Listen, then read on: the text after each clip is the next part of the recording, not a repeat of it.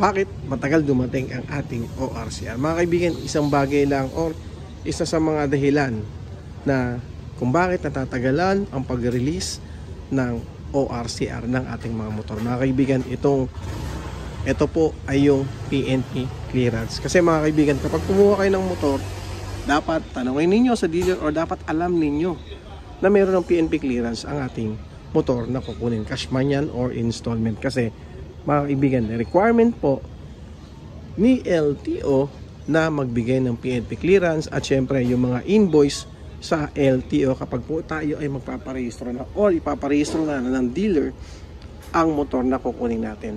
Ngayon, kung sakali na walang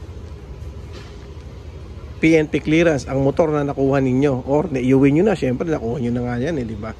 Ay baka po matagalan or baka po medyo mas matagalan pa ng konti. Kaya minsan umaabot ng 2 to 3 months bago magkaroon ng ORCR kasi hindi natin alam kung gaano katagal mag-process si PNP at si dealer. So kung si dealer matagal tapos papasa pa nila sa PNP, matatagalan din po doon. Hindi rin natin alam kung 2 to 3 days or 7 working days bago may release yung PNP clearance.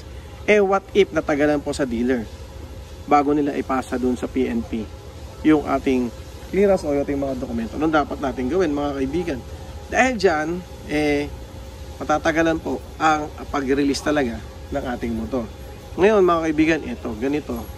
Isipin nyo, kung ang motor ninyo ay 2 months na wala pa ring OR, sa OR na lang tayo magsimula, ay ibig sabihin nun ay hindi pa po na ibibigay ng dealer ang mga dokumento mo doon sa LTO kasi nga OR.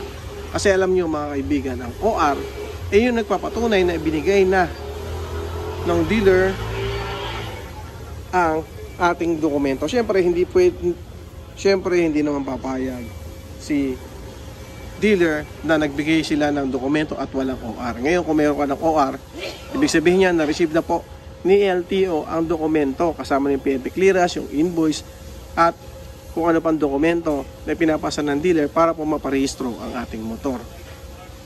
Kung meron na kayong OR, hindi pa rin pwedeng gamitin ang ating motor.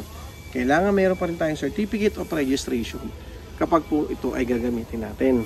Okay? So malinaw yan na OR at CR dapat meron po tayo kapag bibiyahe tayo ng motor.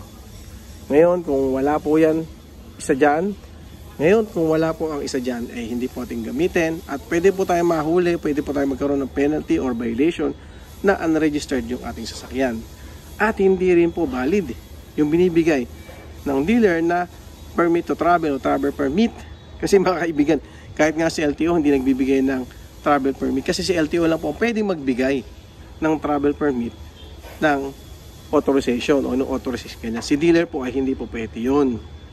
Okay, so mga kaibigan, ngayon sa mga bago pa lang bibili ng motor, siguraduhin nyo na kung bibili kayo ng motor, tanongin nyo sa dealer kung may PNP clearance na po yan, hard copy or soft copy, kasi yan naman po ay pinapakita nila sa atin. Okay, yun lang. Maraming salamat. Bye bye. Thank you.